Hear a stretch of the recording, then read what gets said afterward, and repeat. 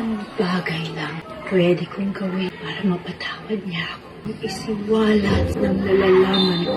Sinumbat ni Bingo sa nanay niya na pinagpalit niya ito sa pera, na umiiyak pa ito, at sinabi naman ni Ani na kinakailangan lang niyang gawin ang bagay na yun, na ganamang sinumbat ng binata na kailangan niya itong saktan.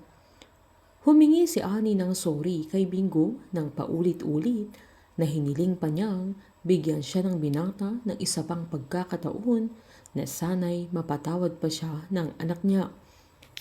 Kahit galit si Bingo kay Ani, ay niyakap pa rin niya ang anak niya, na habang paulit-ulit siyang humingi ng tawad at humingi ng pangalawang pagkakataon, na ito na ang matagal niyang hinihintay, ang muling mayakap si Bingo, dahil sa matagal na panahon din siyang nangulila sa kanyang anak.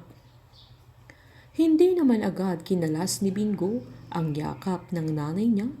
Napilit niyang nilalabanan ang sarili niya, na mas nangingibabaw ang sama ng loob niya sa kanyang ina, kaya hindi niya ito magawang yakapin. Giniit ng binata na quits na sila, sabay nagpasalamat pa siyang iniwan siya ni Ani, dahil ito ang dahilan na natuto siya sa buhay, sabay umalis na ito.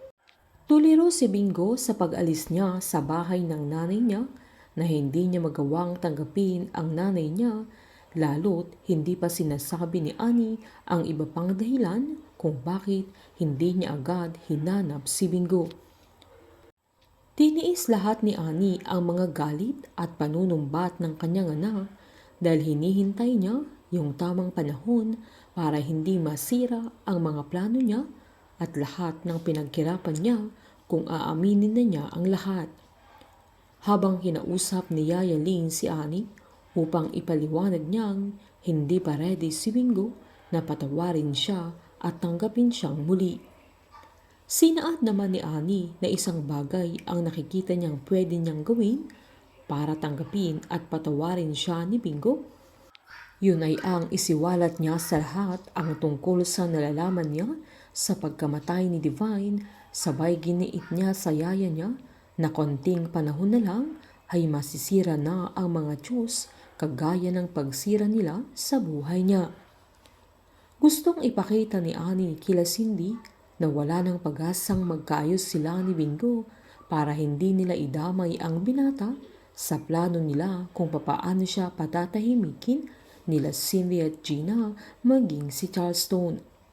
Si Ani na lang ang tanging pag-asa ni Caroline para makamit niya ang hustisyang inaasam niya para sa pagpatay sa mama niya, at para malinis ang pangalan ni Divine, dahil sinira siya nila Cindy at Gina kay Wilson, para lang iwan siya nito, dahil si Divine ang pinili ni Wilson sa kanilang tatlo.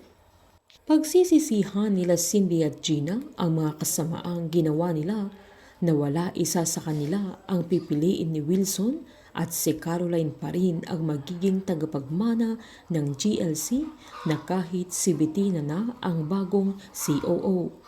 Painit ng painit ang mga tagpo, sabay-sabay po nating subaybayan ng advance episode at ang nalalapit na pagtatapos ng Can't Buy Me Love dito po sa aking channel. Patuloy lamang pong manood at mag-subscribe para ma-update po kayo sa mga susunod na episode.